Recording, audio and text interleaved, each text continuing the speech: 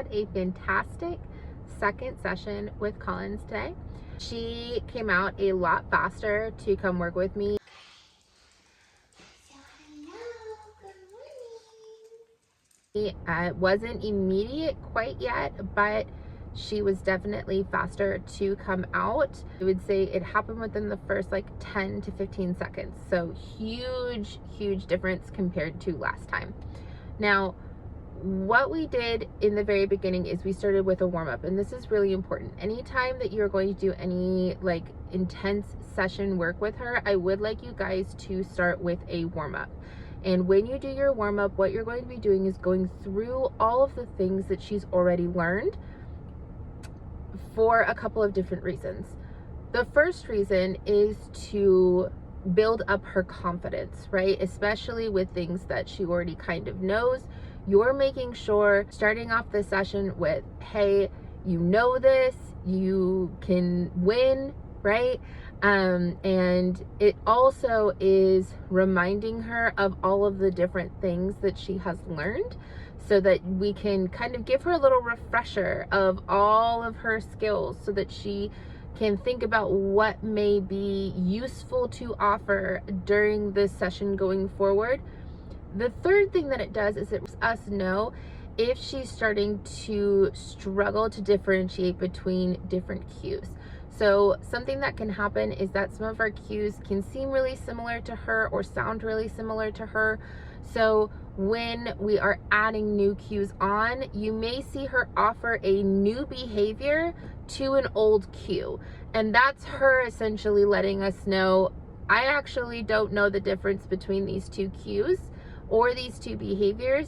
And so that gives us a clue that we need to really refresh and help her differentiate between the two. So having these warm-ups every single time is going to make a world of difference. It may feel like you're repeating a lot, but I promise it's totally worth it. And you're only going to spend a couple of minutes on these, okay? You're not going to be doing like half of your session on these reviews. It's only going to be a couple of minutes. So when you do this, it's going to be 4 repetitions max, okay? Don't do more than 4. So this time what we did was loading the correct marker, where I gave her a treat at the same time I said yes.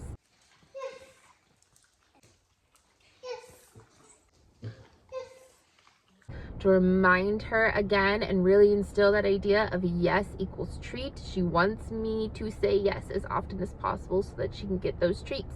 Okay, then we went on to name game, where I said her name. When she turned to look at me, she went ahead and got a treat.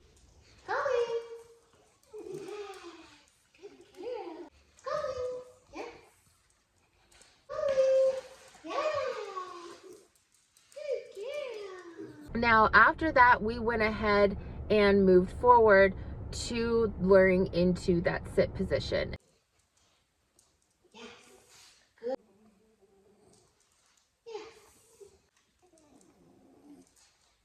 Yes. Now, she did really good with that. So I went ahead and introduced the physical cue. Now, when we introduce the physical cues, we want to start off by having it look as much like the lure as possible. So the biggest difference in the very beginning is you're not going to have a treat in your hand, okay? Everything else is exactly the same.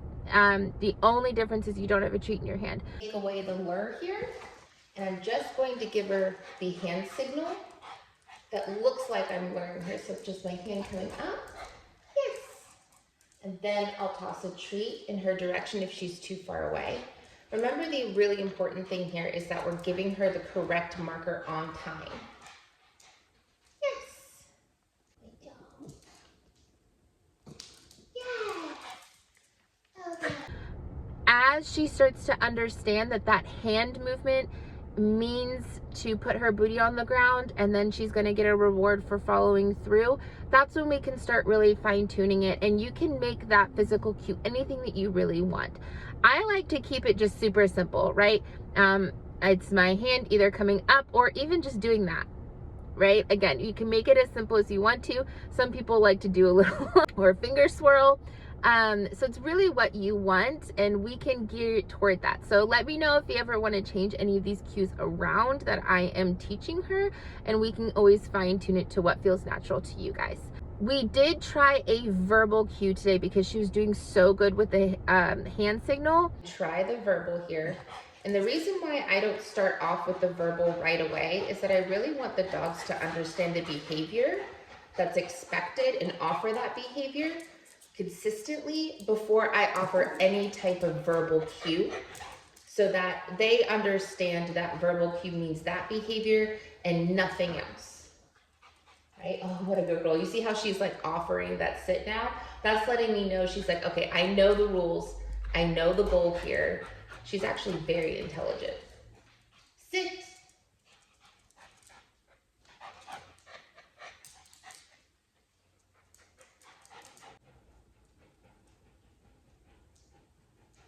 Yes, good girl. And that was really, really hard for her. I think that verbal cues are going to be difficult because she's so sound sensitive. So it might take a little bit longer, even though she caught on to the lure and the physical so quickly. I think it's going to take longer with the verbal because of that. So just be patient with it. The more that we repeat it and give her that time to really process, which is going to be so incredibly important for her, she can go out of that panic mode of, oh my God, they made noise, to, oh wait, that noise means something, to, oh, that noise means this. Right? And so we really have to give her that time and have that patience to let her go through that startle process and then come back into think and learn mode and try something, right? And if you've given her a good amount of time, you'll see in these videos, I'm gonna leave one where I don't cut it so you can see how long I actually wait to see if she's going to offer. Sit.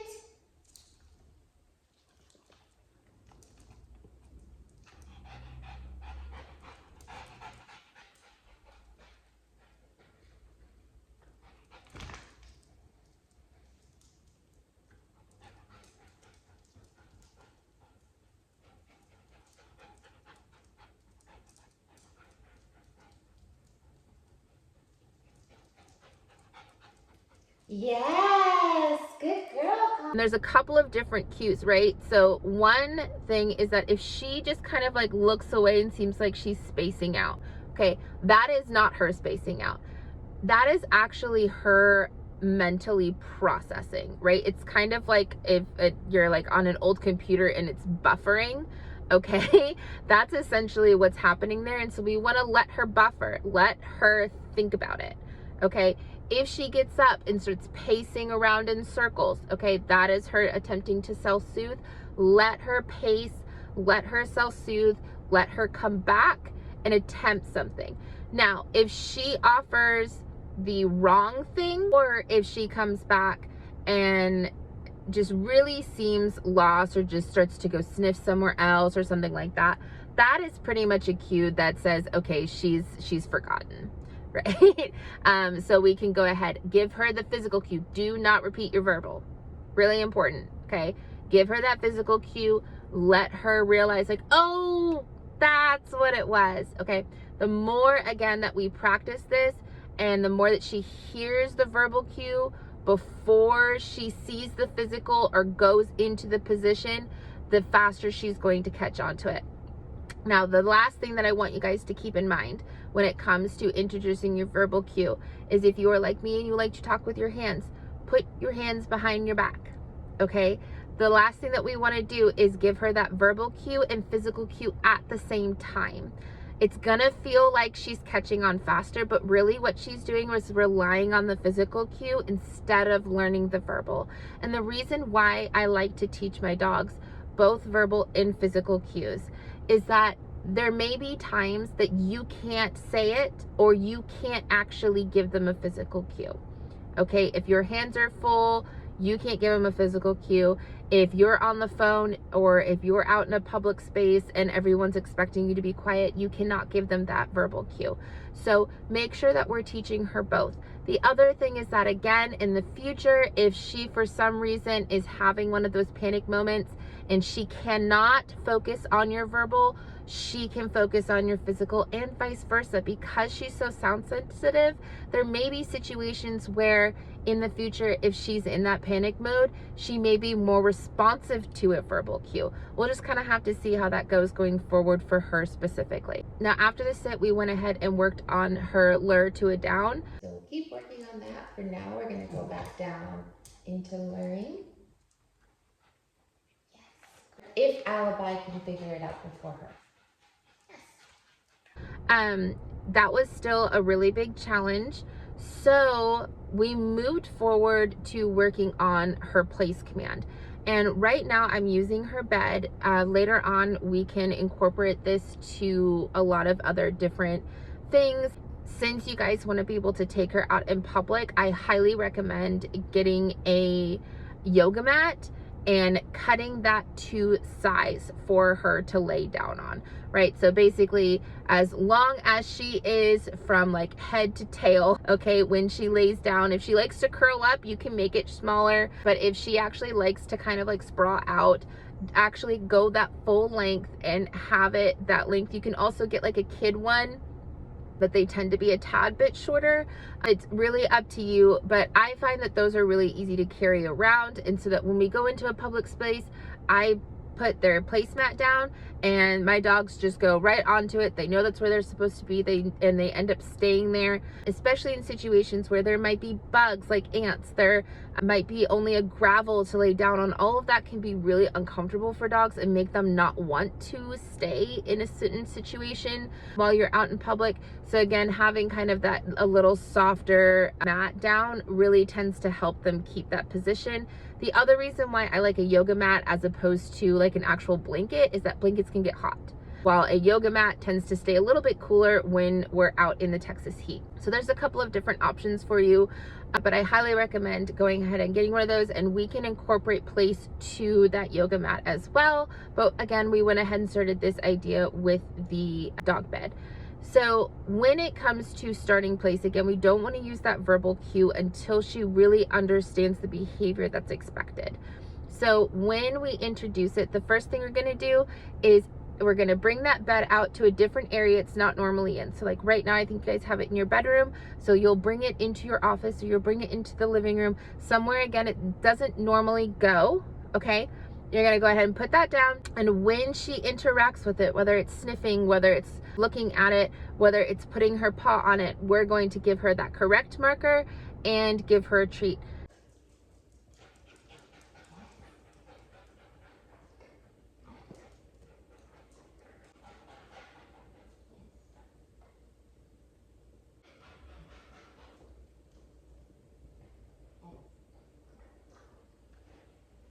Yes.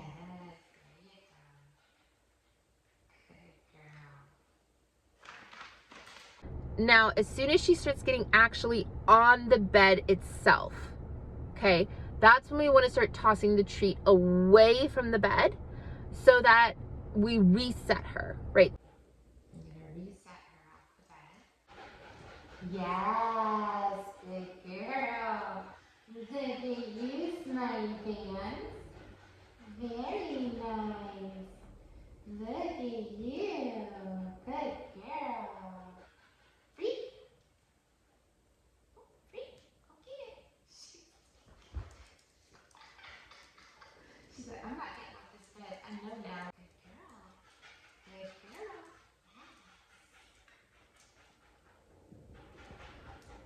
Good girl. Yes. Good job. Good job.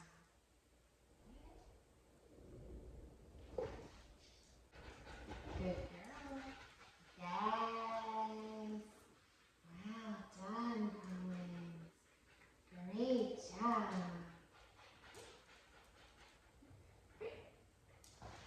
The reason why I'm tossing it away is so that she gets off the bed and so that she has the opportunity to get back on the bed. Okay, we will also introduce stay once place seems pretty solid, at least getting onto the bed and staying there, which she's actually a little too good at right now. So we're going ahead and introducing that release cue to let her know, hey, you're done. And that is actually the very first step of teaching stay, is teaching them release. They have to know release in order to know how long they have to stay. So we went ahead and incorporated that. We worked a little bit more on luring into the down. She's a lot more willing to go into the down on the bed than she is on the hardwood floor. And as long as she's not unsure, I'm going to go ahead and go back and forth to kind of massage her shoulders so that she eventually falls into that down position. It's a little less intimidating for her on the bed than it is on the ground. So if you guys want to work on that as well on the bed, you're more than welcome to. And we also introduced the encouragement marker, and the encouragement marker is that praise, that good girl, there you go, good girl, right? That is her kind of like, you're getting warmer cue, okay? And then you could think about it like you're getting warmer, good girl, and then as soon as she gets to where she's supposed to, yes, right, that's hot, you got it, okay? So anytime that you're trying to kind of guide her in the right direction, you can go ahead and give her that encouragement marker to encourage her to go the direction that she's going in to eventually hit that correct marker. Okay, so then you guys gave me the harness today. So we switched from my slip lead to the putting her head through the harness. Away from the harness, so she has to put her nose farther inward. Marker here, yes. That'll work. There you go. One of those over the head ones. So again, same thing. I want her to put her head through the harness. I don't want to have to put the harness over her head. Okay, so it's going to be really important that we practice that at least once a day. I don't care how many times you guys do it. You guys can do it one time, you can do it 20 times. But practicing her putting her head through the harness and getting that treat. I did introduce the incorrect marker in this exercise. She kept trying to go around the harness to get the treat. When she does that, I went ahead and gave her the that's not correct. Try. Remember, if they try to come around the side, the treat just goes away. And you can go ahead and give that incorrect marker. Start introducing it. And again, that incorrect marker, I want you guys to use very gently. It's a communication tool. It's not a punishment. So when she offers that, try again, right? Treat goes away, okay? And then when she goes to reset, we reset. And if she does start to do something that's really not great and that is a super big deal, like going after a snake, you know, like going to get a pill on the ground, something like that, that's just a really big deal. That is when you can be really intense with that incorrect marker and let all of that fear and that frustration come out in your voice as you give that marker sound.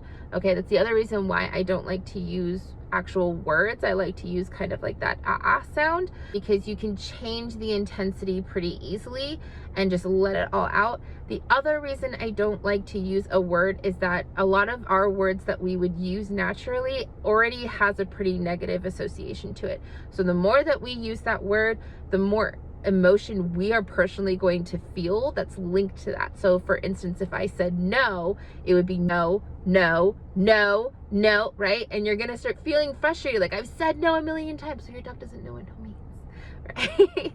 So we end up really causing harm to ourselves in training when we tend to use those words. So stick with the sound. It doesn't necessarily have to be the exact same one. I like to do the it just comes really naturally to me. So again, though, if any of these cues, if any of these markers just seem really out of bounds for you guys and not natural, let me know what does feel natural and we'll go ahead and switch it up for you, and I can start applying that in the session so it's a little easier for her to catch on when she's working with you guys. Now, once we are able to get that harness on, we'll start going on walks. I have a feeling that's going to happen a lot sooner than originally planned. So keep going. Let me know what happened at the vet today and to see if we need to really jump on that potty training or if maybe there was something health-wise going on. Keep me updated with that if you can. And yeah, I look forward to our next